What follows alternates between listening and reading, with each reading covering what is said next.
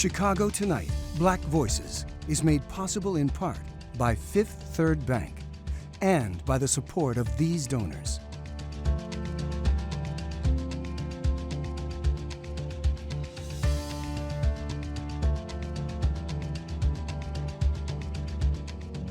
At Fifth Third, we believe when diverse voices are heard and empowered, communities are made stronger, lives are made better, and the future holds greater promise for all. That's why we're proud to support Chicago Tonight Black Voices. Together, we can make a difference. Together, we can drive change.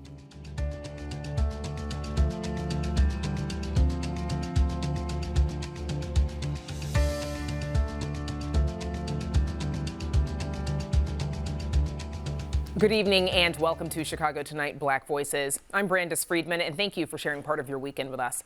On the show tonight, Chicago's top cop, David Brown, joins us to weigh in on new efforts to combat gun violence and reforming CPD.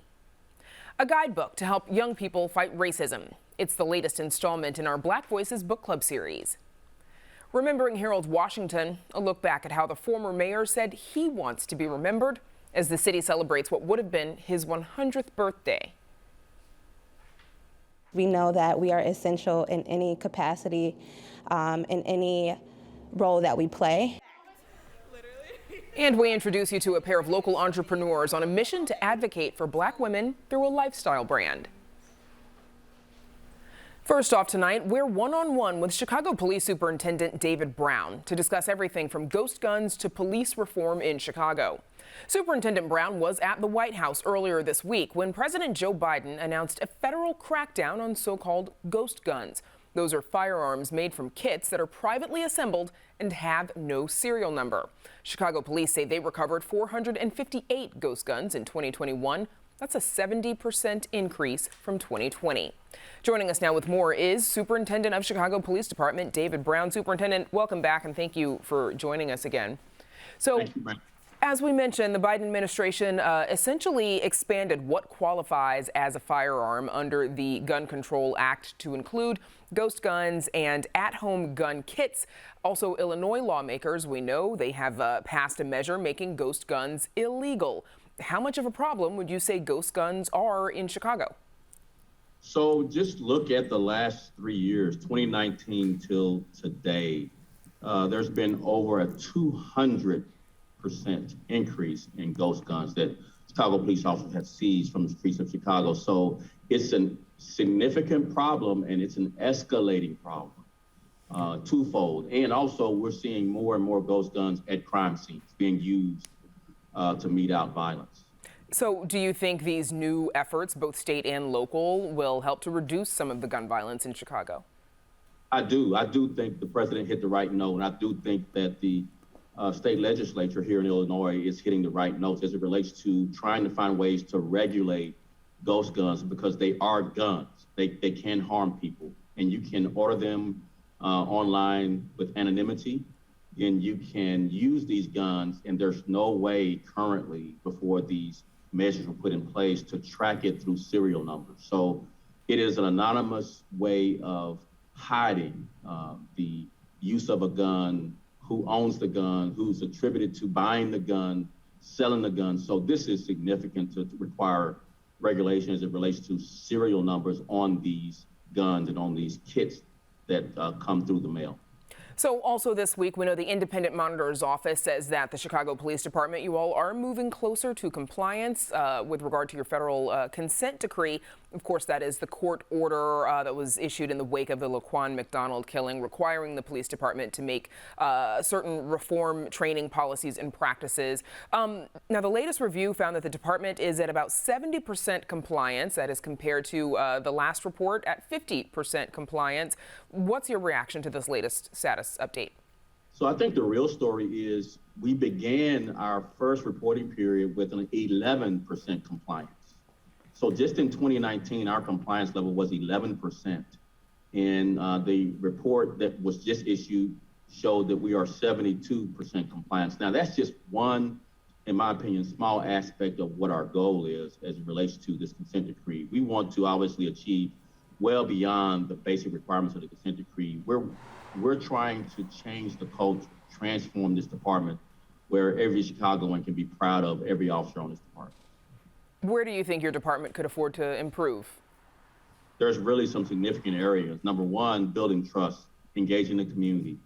Next is our data is really behind current times as it relates to technology. We really need to fast forward into the 21st century with our technology as it relates to capturing everything our officers are doing and being able to query and prove that our officers are following the policies and training that's required in the consent decree. Now, the report had highlighted community policing and engagement as areas in need of improvement. One part states, quote, the CPD's community engagement efforts continue to frustrate members of Chicago communities. The report also addressed the department's goal to have at least 1.5 million police-initiated positive community interactions through the year 2022. The monitoring team expressed some concern that the department may be focused on quantity over quality. Is that a goal that you need to reconsider, or is it something that you want to maintain?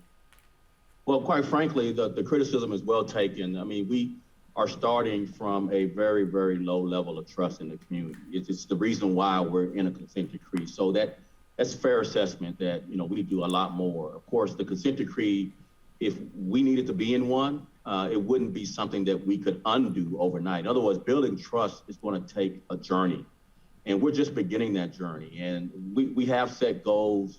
Police officers are goal-oriented. If you don't give officers a goal, they seem to flail away at trying to hit whatever task that we're trying to achieve. So fair assessment, but we will never stop engaging the community to build trust. We can never stop, and we cannot afford to wait for the perfect in place of the good. So we have a good start getting our officers out of their squad cars, out from behind their desk, into the community and requiring them to create a positive interaction with the public. That's a good goal. Now, can we improve how we do all of that? Yes. And ultimately, we have to prove that our efforts are actually building trust. So auditing, surveying, how we prove it is going to be the tale of the tape. And just so we understand, Superintendent, what does a positive community interaction entail? It entails multiple things, but primarily providing a service. Think about the driver that's having mechanical problems with their car on the side of the road. We want those officers to stop and assist.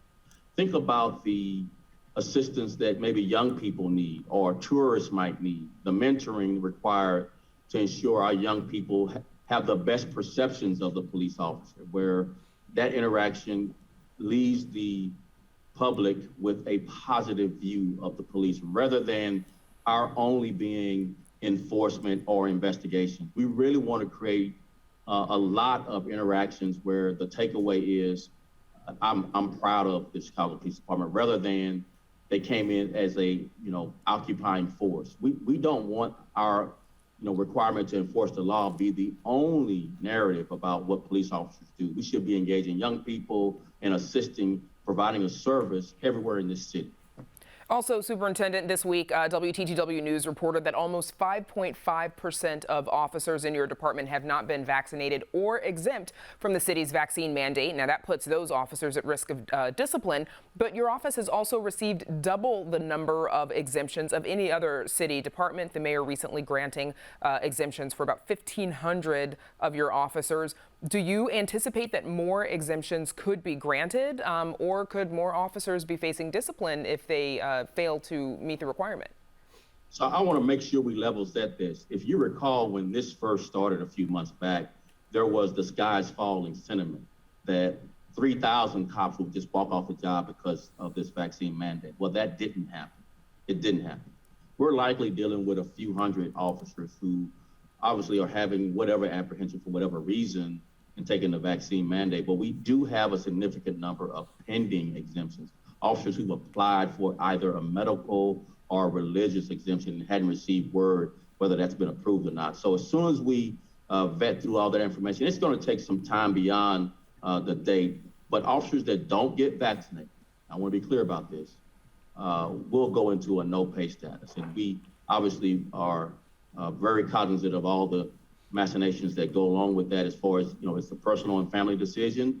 But COVID has been the #1 cause of death for law enforcement these last 2 years. The number one. And the Chicago Police Department has lost 4 officers to COVID since this pandemic began. So I believe personally in officer safety. I believe personally that this mandate will make officers safer. But again, there may be officers that decide, much like in other professions, that I don't want to take the vaccine. And there seems to be a very small subset of officers that feel that way, maybe just a few hundred. And Superintendent, before we let you go, there's one other important issue that I definitely want to squeeze in, come under fire since the killing of Adam Toledo. It's the department's foot pursuit policy. A new policy is expected to be in place sometime this year. We know that this has been in the works for some time. What is the biggest challenge in getting this foot pursuit policy right? What is the holdup? We wanted to engage and have public comment on the policy. So we went through several rounds of public comment. That's been the delay. And that delay has been worthwhile. The public has engaged us and the monitoring team with the consent decree to offer their advice, but we have to include the community, everyday people, with some of the policy changes that we're making in order to have this transparency and this trust building mean something. So we could have several months ago just put out an edict that this is a new policy and the public would not have been engaged. But I think it's been timely to engage the public, to go through several rounds of public comment on the policy. How soon before? I think we're going to end, by the end of the year, maybe sooner than the last quarter, we should have the permanent policy in place. But we've had an interim policy in place during all this time of engaging the public. So we should have a permanent policy in place, hopefully before the fourth quarter of this year. Okay, and that's where we'll have to leave it. Superintendent David Brown, thank you for joining us. Thank you so much, Brandon. Friday marked what would have been Harold Washington's 100th birthday. Washington made history as Chicago's first black mayor when he was elected in 1983. It was the second time he ran for the office after an unsuccessful bid in 1977. During that mayoral race, John Calloway asked Washington how he would want to be remembered. If we were to have a look at the future, and you were the mayor of the city of Chicago, and a historian were to have written a brief account, an overview of your administration and what you achieved, what would you hope he would write? He would probably say this: that was a turning point. That was a turning point. Because a man came into office who talked common sense to people, knew the issues and discussed them, galvanized them, that notwithstanding their superficial differences that kept them apart and which other politicians used to keep them apart, he got to the core of the problem.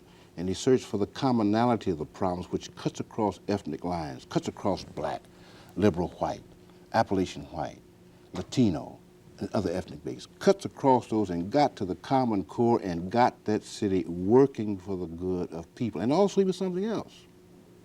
He, by the virtue of the fact that he was elected, was symbolic to other young people who knew his problems, supported him into office, and say, he did it, and therefore I can do it. With his problems, he rose up to a position of influence and power, and he's using that power. It was a turning point, this Midwestern hub. He's the mayor of it. We can do it too. I would be symbolic. I would be a catalyst. I think I would be good for young people. And I think the historians would say that. Harold Washington with John Calloway here on Chicago Tonight in 1977. A centennial birthday celebration was held at the Harold Washington Library Center this week. State, city, and community leaders gathered to honor Washington and his legacy. Harold Washington, by boldly challenging the status quo and courageously demanding equity and justice for communities that have been marginalized for so long, our great mayor truly put Chicago on a path toward being a great global city. By no means was that effort easy, and we must never forget what he went through for those first 4+ years. But he knew how necessary it was in order to create a better quality of life for the residents of this incredible city. In 1987, Washington was 7 months into his second term when he died of a heart attack. He was 65 years old. We're back with more Chicago Tonight Black Voices right after this.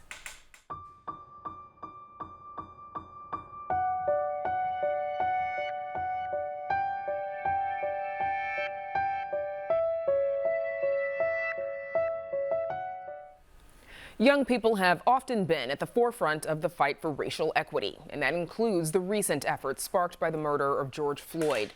Helping young people figure out how to take a stand against racism is the topic of the latest selection in our Black Voices Book Club series. How to Fight Racism, a guide to standing up for racial justice, aims to give young people information and tools to fight racism and effect change. And the book's author, Jamar Tisby, joins us now. Jamar, welcome to Black Voices.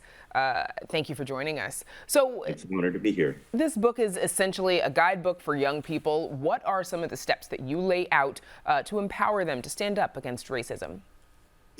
Well, every chapter of this book is filled with practical racial justice action steps. Everything from interviewing a family member about their past recollections of race or racism growing up, to running for student government and getting a taste of what it's like to make policies for large groups of people. There's something for everyone, and it is designed to be practical and to be put into use.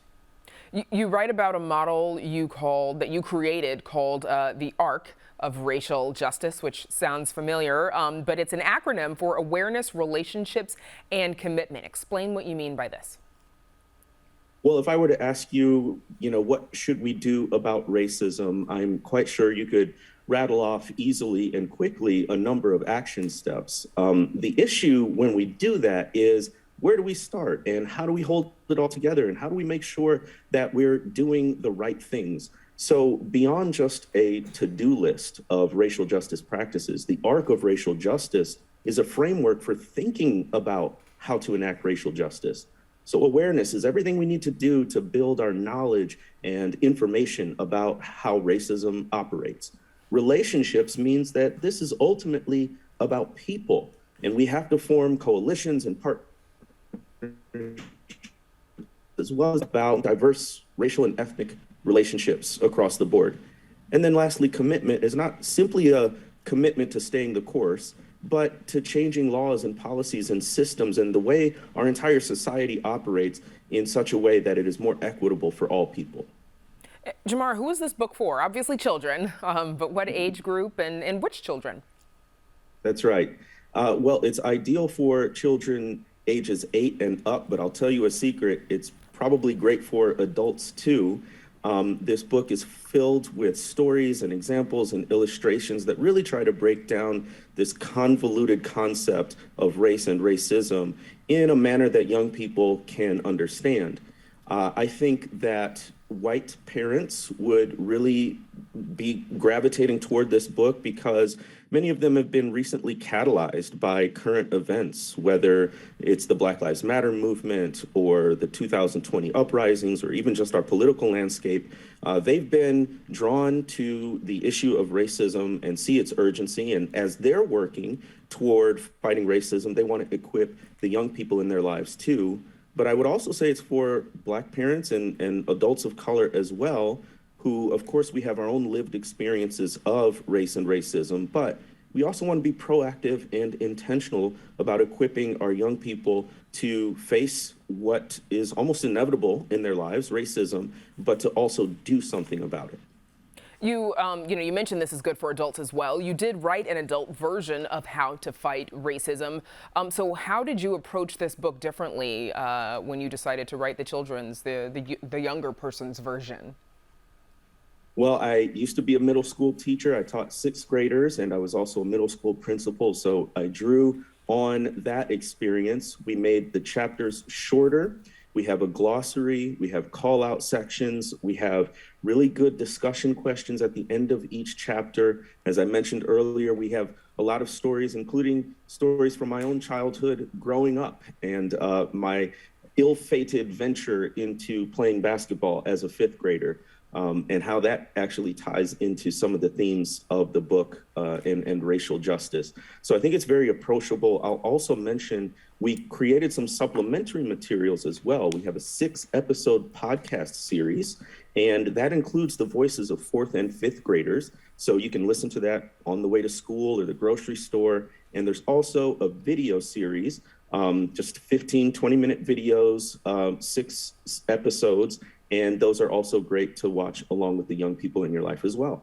Now, you spend a good portion of this book writing about key moments in Black history. Why did you want to include that context? Well, for two reasons. One, you can't really understand the urgency of the fight against racism without understanding the history and the context of what got us here. So I wanted to give young people a little bit of an idea of why we need a book about fighting racism in the first place. And we look to history to discover that. But secondly, we are in a time where there are a slate of bills across the country opposing the teaching of what they label critical race theory. And in effect, what that does is make teaching accurate racial history about this nation much more difficult. So if adults and parents and educators are wondering, well, how are students going to get this much needed information? Well, here's one resource to help you do it. And we've got about 30 seconds left, Jamar, but what do you want readers to take away from your book? I think the most important lesson for this book, for both adults and young people, is you have agency. Whenever you see something wrong, whenever you see an injustice, you don't simply have to accept it. You can't do everything, but you can do something. So I think if readers walk away from this book using the arc of racial justice as a framework, knowing they can affect change, then they would have gotten their money's worth. Then they've gotten the point. All right, Jamar Tisby, thank you so much for joining us. Thank you. Again, the book is called How to Fight Racism, a guide to standing up for racial justice. You can read an excerpt on our website. Up next, learn about a lifestyle brand committed to supporting Black women.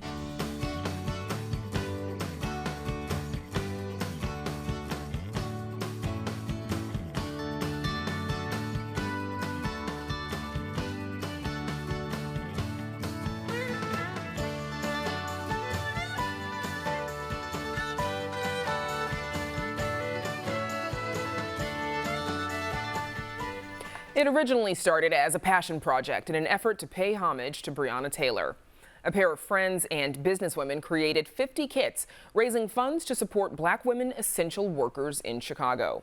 Now, 2 years later, it's since become a movement that's expanded beyond the T-shirt that it started with. Arts correspondent Angel Ito introduces us to the creators of Black Women Are Essential and shares why their brand is more than just a movement, but a lifestyle.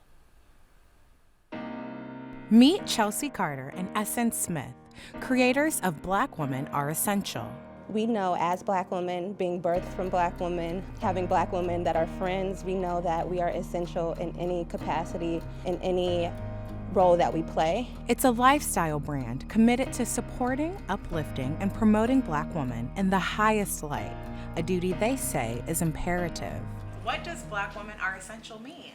You can see within our healthcare system, within our criminal justice system, within the political climate, Black women are underrepresented, we're disrespected, we're not valued, and against all of those odds, we still rise. We still rise, we still show up for one another. We are the pillars for a lot of cultural shifts, movements. We hold the weight of others on our backs while making it look flawless, while making it look easy. We wear multiple hats. I mean, I can go on and on about why and how Black women are essential. Items that we provide come from what Essence and I both want to own with the messaging. We realize that we have absolutely cultivated a movement around this. And so we want to now go into people's homes with it. We want to dress their bodies. The brand currently offers a range of t-shirts, sweatshirts, and even a new home collection consisting of journals, blankets, candles, and more. But they aren't stopping there. I love you, sis. Thank you. They want to create a sisterhood that's a reflection of their own relationship. We keep each other on our toes, I have to say that, but also we both are women of faith. And that's something that I don't want to say you can't always find that because I don't know where people's spiritualities lie, but it's something that I believe definitely has value to what we have been able to build. We want to be able to funnel some sort of donation element and be able to then provide and pour back into young women and young girls. But the brand is not limited to just the sisterhood they're creating, but for everyone. Our brand is advocating for Black women and all that align with that messaging. So whatever color, whatever orientation, if you are in support of our movement, we encourage you to buy. For Chicago Tonight Black Voices, I'm Angel Ito. And you can visit our website for more information on how you can support Black Women Are Essential. And that's our show for this weekend. Be sure to check out our website, WTTW.com/news, for the very latest from WTTW News. And if you're watching us on Saturday night, know that you can also catch Black Voices and Latino Voices on Sundays beginning at 10 p.m. And join me and Paris Schutz next week at 7 on Chicago Tonight. Now, for all of us here at Chicago Tonight Black Voices, I'm Brandis Friedman. Thanks for sharing part of your weekend with us. Stay healthy and safe, and have a good night.